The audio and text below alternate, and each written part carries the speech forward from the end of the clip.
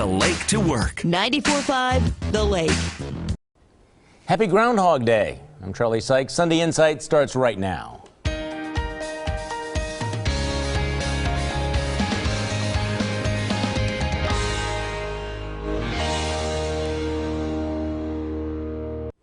Good morning and welcome to Sunday Insight. In the week that was, the State of the Union was cold. It was sub-zero around here. At least you didn't have to live in Atlanta, which was absolutely shut down by 2 inches of snow.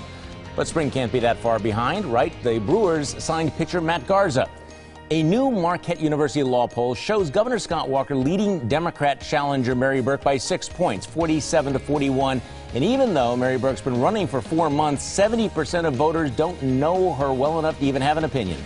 54% of Wisconsinites think the state is headed in the right direction. A judge rules against the city's residency law. A propane shortage leads to a state of emergency.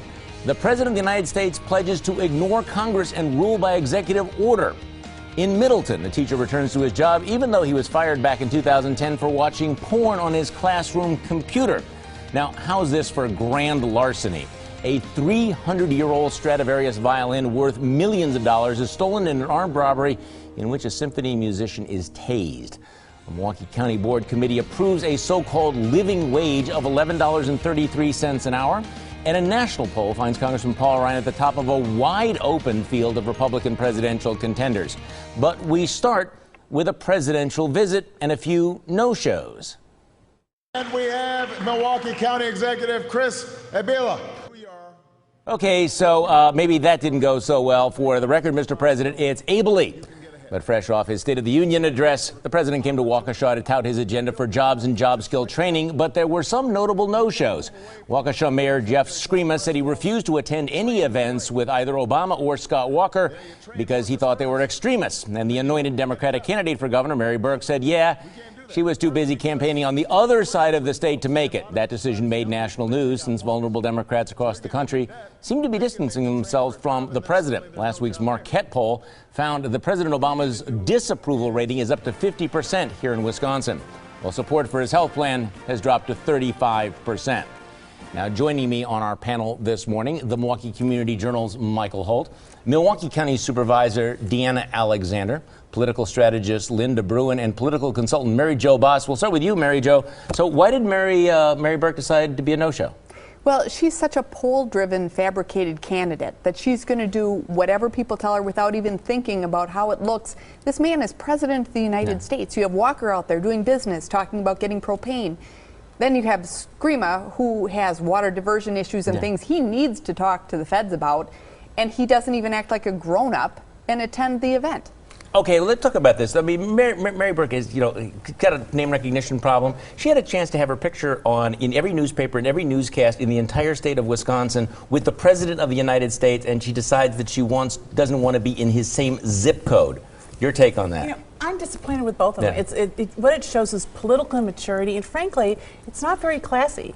When you were to respect the office of the President of the United States means that sometimes you have to share the podium or the platform with an office holder that you don't particularly like. That's what grown-ups do. You're talking about Skrema first, Skrema and or don't like and worried you might have some negative campaign consequences. That's what political grown-ups do, and I think in the end they did a disservice to both of their constituencies and why campaigns. did Mary Burke? Mary Burke's campaign is run by Obama staffers.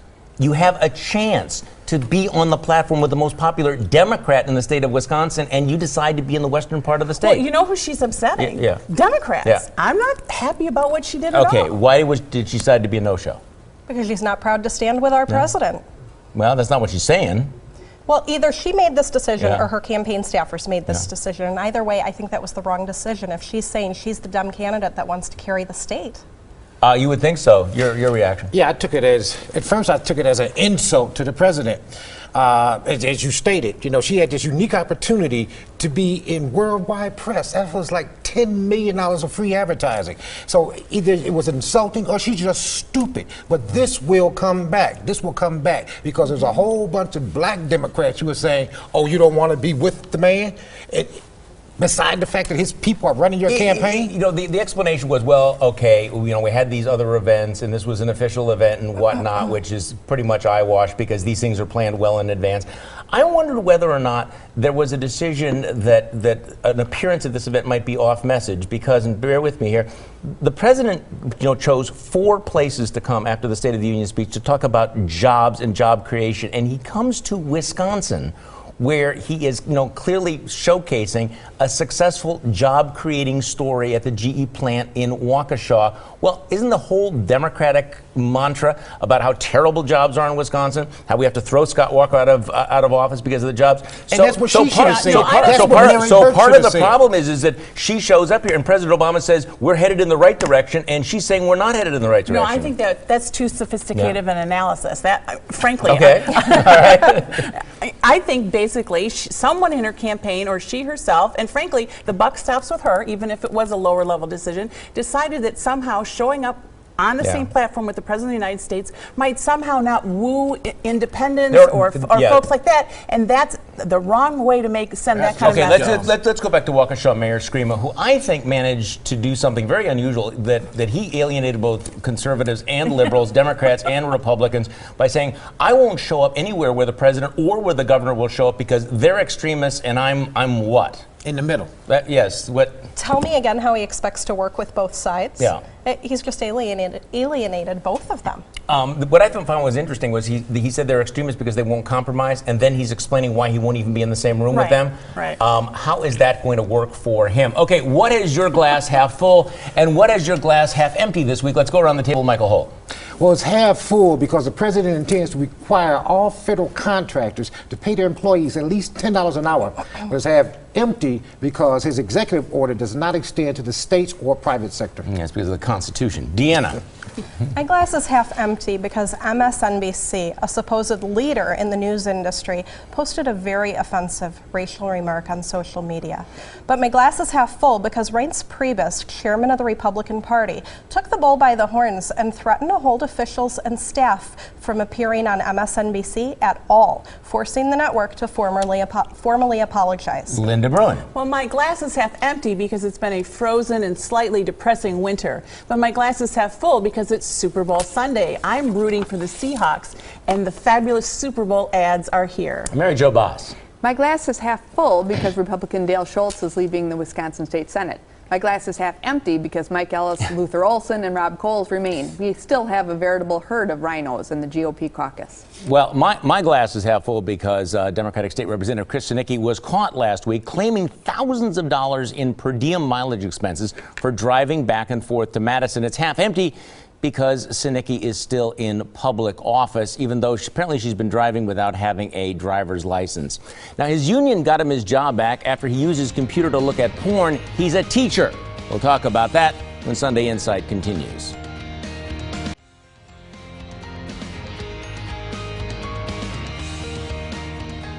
So what do you do with your computer at work? A middle school teacher was caught looking at pornography in his classroom computer.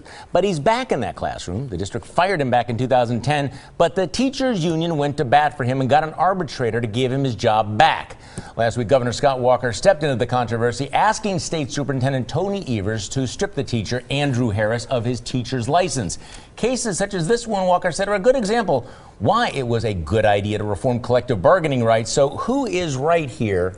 Linda Bruin. Well, in this case, not only was Walker right in wanting this guy fired, but the Middleton School District asked the Department of Public Instruction back in 2010 to invoke some of the clauses and help revoke his license under their clauses while they were firing him because they knew he would go to court over it.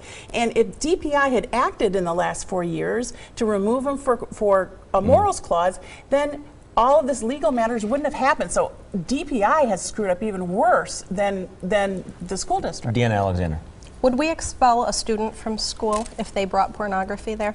If we hold students to a standard like that, we have to hold those in authority over them, the teachers, to a higher standard and set an example. And any way you cut it, pornography does not belong in school. Governor's making the right decision here. Okay, Michael Holt. So my question is, what would DPI do now in response to the governor's request? Since it is coming from the governor, who they hate, Tony Evers hates, he probably won't do anything, which means this problem will just continue on. And until there's another case, maybe you'll have a Republican teacher and they'll get rid of him. Well, the other thing is how much money this cost. I mean, the school board took a strong stand, the administration took a strong stand, the parents made it very clear, the voters in this district said, you know, these are our community standards, this is our local control. We do not think that a teacher in the classroom looking at porn is consistent with that responsibility, and yet they're overruled by this arbitrator. And again, it goes back to those days when the rights of the teacher, their entitlement to the job, trumped every other concern. And obviously, the governor is focusing on it because of that. Now, there were some news articles afterwards saying that, raising the question, well, was the governor being influenced by his deputy press secretary because one of his staffers was a parent in this district who had posted on Facebook? What do you make of that story, that you might have had a staffer bringing this issue up, and that's why the governor got involved? The governor should use good information wherever he gets it. It is outrageous that this guy is still around, and that the governor has been accused of circumventing the legal process. But that's exactly why the legal revocation is in. It's on the books. It's for the DPI to step in at the request of the parents, the governor, and others to make what parents think is happening anyway. I gotta say that, first of all, I thought that was one of the biggest so what news stories that I've seen in a long time. So you have a member of your staff who is affected by this, a mother who is concerned about this porn watching teacher maybe being in the classroom with her daughter. She brings it up to the governor.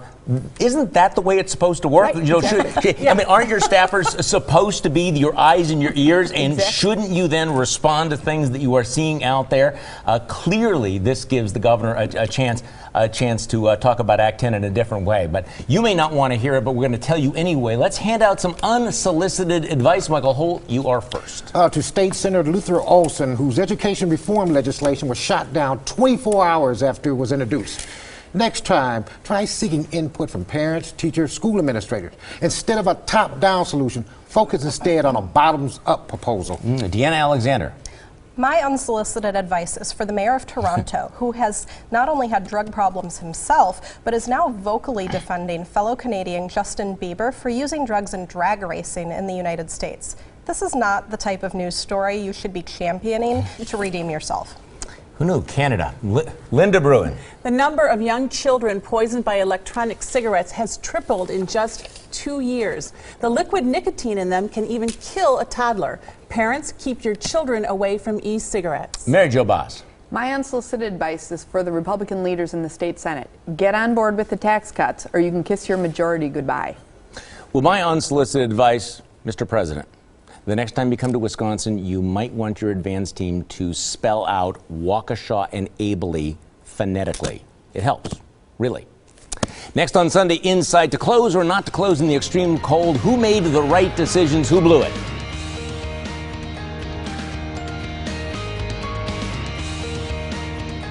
Look, I don't need to tell you how cold it was around here last week. Weather was one of the week's biggest stories. Roads in Georgia were snarled for days. When did they actually go to the bathroom when they were fighting? And here, the temperatures dropped into the double digits below zero. Schools across the state were closed. And in Milwaukee County, it's time for our panel to pick the winners and losers of the week. Michael Holt, you're first. Well, my loser, Democratic gubernatorial candidate Mary Burke, who was too busy to be seen with the